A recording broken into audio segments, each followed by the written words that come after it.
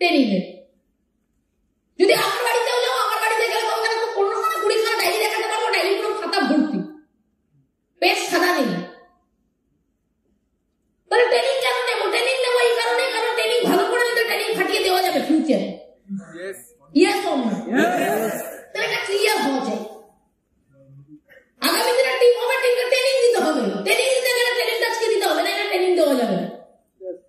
তাহলে রিজেন্টটা যা ক্লিয়ার থাকবে, এটা বুঝে যে ট্রেনিং নিতে আসবে, এই মেন্টালিটি নিয়ে যে ট্রেনিং নিতে বসবে ডায়েরি পেন নিয়ে, সেই একমাত্র ট্রেনিং নেবে, আর বাকিরা টাইম স্পেন্ড করে চলে যাবে, কিছু নিয়ে বাড়িতে যাবে না। যেমন আজ থেকে 5 বছর আগে আমি যখন সিনেমা দেখতে কখনো হলে গেছি, তখন সিনেমা দেখতে যেতাম এনজয়মেন্টের জন্য, এনজয়মেন্ট করতাম, চলে আসলাম। আর এখন আমি সিনেমা যদি দেখতে যাই, এনজয়মেন্ট করি প্লাস ওখান থেকে নলেজ নিয়ে বাড়িতে আসি। ওই সিনেমা থেকে কি শিখতে পারলাম জীবনে, নায়কটা কি জীবনে ভুল করলো, নায়িকাটা কি ভুল করলো, লাইফে কি করা উচিত না, ওই নলেজটা শিখে বাড়িতে আসি। আমি জানি ওটা আমাকে টেনে দিত। তাহলে 5 বছর আগে সিনেমা দেখতে যেতাম, শুধু এনজয় করে লাফাতে লাফাতে বাড়ি চলে আসতাম। 5 বছর বাদে এখন সিনেমা দেখতে যাই, শুধু এনজয়মেন্ট করে পয়সা দিয়ে বাড়ি আসি না, নলেজ দিয়ে বাড়ি আসি। 300 টাকা 500 টাকা খরচা হয়, সঙ্গে নলেজটা নিয়ে ওই নলেজটা টেনে দিতে হবে। এটাকে কি বলে? এটাকে বলে ম্যাচুরিটি। 5 বছর আগে ম্যাচুরিটিটা আমার ছিল না, 5 বছর আগে নলেজটার প্রয়োজন ছিল না। আজকে স্মার্ট ভ্যালু করে স্মার্ট ভ্যালু আমাকে বুঝিয়ে দিচ্ছে নলেজের কি দাম, নলেজ কেন ইম্পর্টেন্ট, নলেজটা কোথায় লাগবে, কেন লাগবে। দ্যাটস ওয়াই আমি আজকে নলেজ কালেক্টর করি। Yes or no? কথাগুলো বোঝা যাচ্ছে? তো বোঝার বিষয় আছে। আনন্দ কার ভেতরে থাকে? তার পকেটে মাল থাকে, পকেটে টাকা থাকে, এক্ষুনি শপিং মলে যাবো, যা ইচ্ছা হবে কিনে নিয়ে চলে আসবো। নেক্সট অ্যানিভার্সারি আছে মা বাবার, অ্যানিভার্সারিতে মা বাবাকে দুজনকে একটা ফাটাফাটি গিফট দেবো।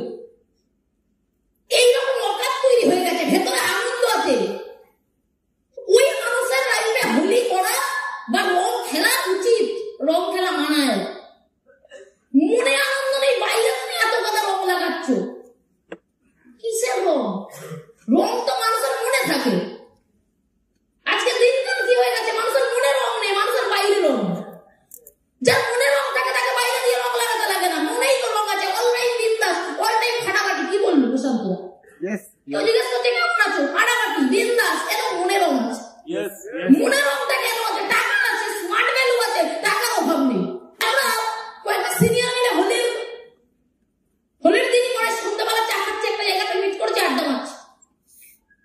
তোমরা বলছি যে হোলি কিন্তু ভালো একটা ফাটাফাটি জিনিস, তো ফিউচারে কিন্তু একটা বড় সড়ো হোলি প্রোগ্রাম করবো আমরা।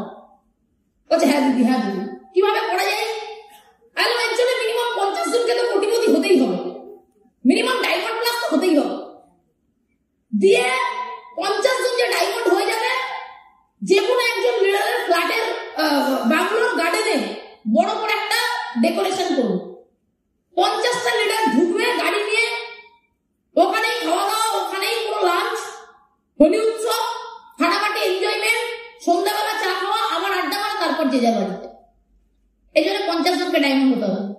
তো হ্যাঁ দিদি একদম, তার মানে 50 জন ডায়মন্ড হলেই আমরা হোলি উৎসব করবো।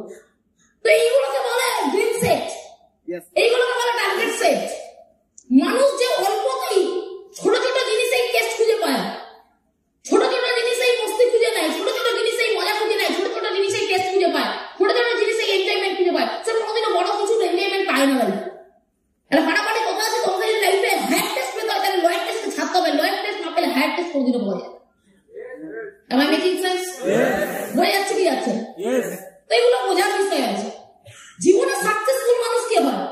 সাকসেসফুল হতে গেলে লাইফে কি দরকার? আমরা লাইফে সাকসেসফুল এই কারণে হই না, আমরা নিজেদেরকে অনেক বেশি ইমম্যাচিউর বানিয়ে রাখি। আমরা ম্যাচিউর না, বাচ্চা থেকে যাই, বাচ্চা। যে যত বেশি লাইফে ম্যাচিউর, সে তত বেশি লাইফে সাকসেসফুল হওয়ার দিকে এগিয়ে যাচ্ছে। যে যত বেশি ইমম্যাচিউর, সে তত বেশি সাকসেসফুল না আনসাকসেসফুলের দিকে যাচ্ছে। সাকসেসফুল সে জীবনে হবে। ক্লিয়ার না? ক্লিয়ার না?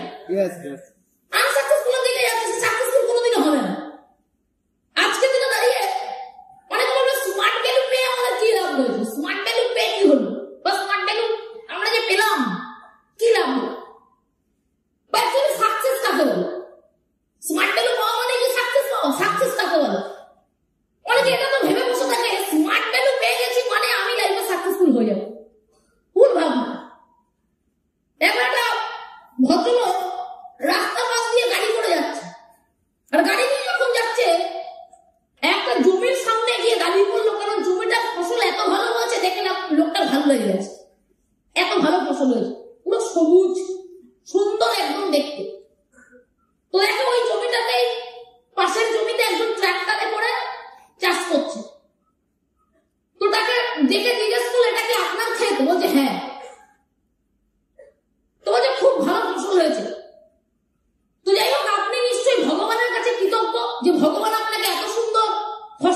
ক্ষেত দিয়েছে,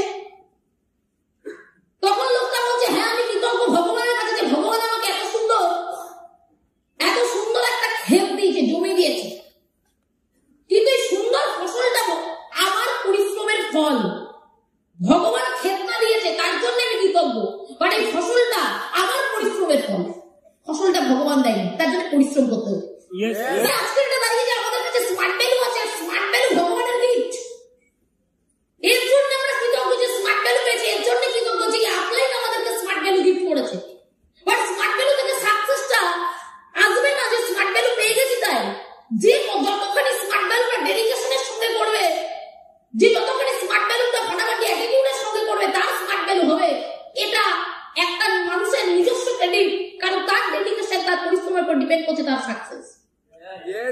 তার মানে স্মার্ট ভ্যালু পাওয়া মানে সাকসেসফুল হওয়া না।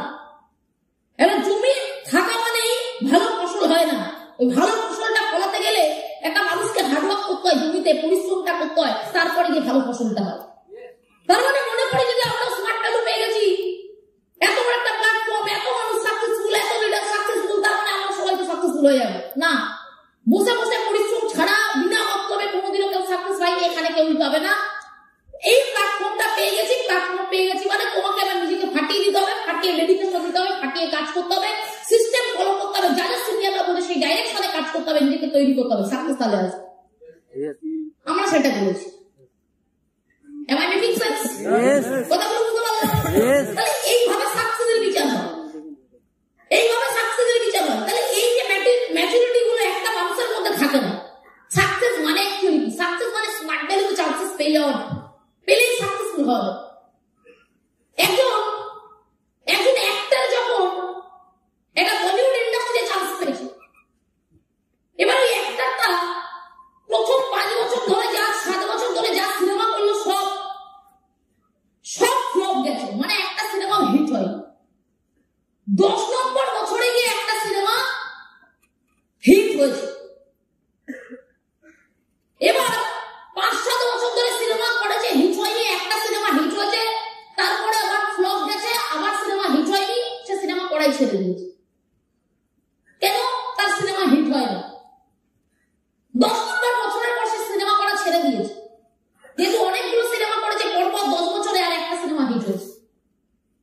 কিন্তু আরেকটা অ্যাক্টর কি করলো, সে তার এন্টায়ার লাইফে অনেক সিনেমা করলো, মিনিমাম 50টার বেশি, 50+। আজকে থেকে দাঁড়িয়ে তার বয়স 80, তবুও সে সিনেমা করে যাচ্ছে। আজকে থেকে দাঁড়িয়ে এরকম কোনো অ্যাক্টরের বয়স 60, তবুও সে সিনেমা করে যাচ্ছে। আর এই 50টা সিনেমার মধ্যে দেখা যাবে অনেকগুলো হিট, আবার অনেক ফ্লপ। তুমি কাকে সাকসেসফুল বলবে?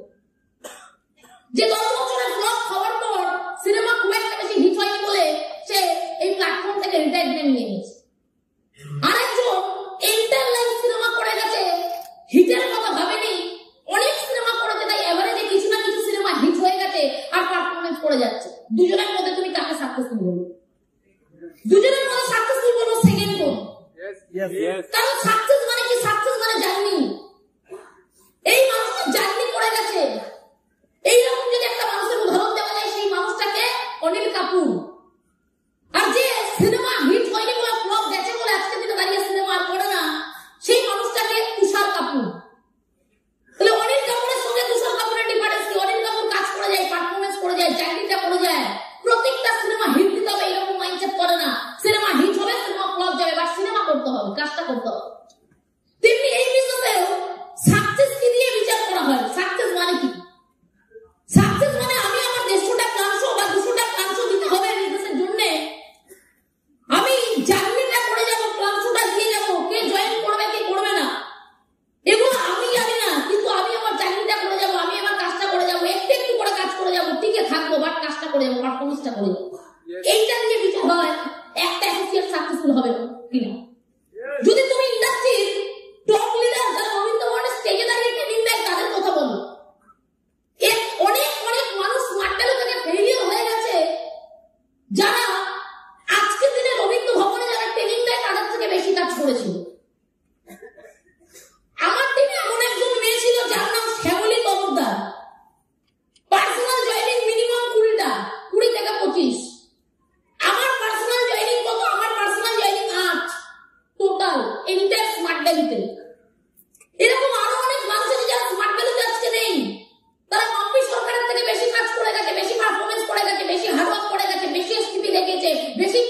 রেখেছে, বেশি জয়নিং করেছে, বাট তারা আজকে ফেলিও।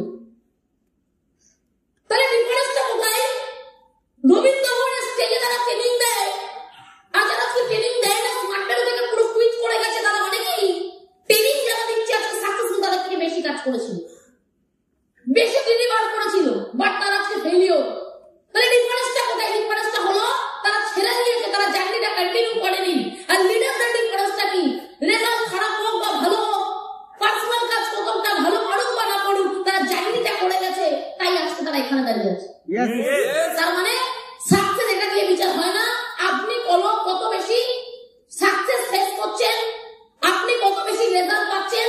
সাকসেস এটা দিয়ে বিচার হয় আপনি আপনার জার্নিটা করে যেতে পারছেন কিনা অলওয়েজ, এইটা দিয়ে সাকসেস বিচার। Am I making sense?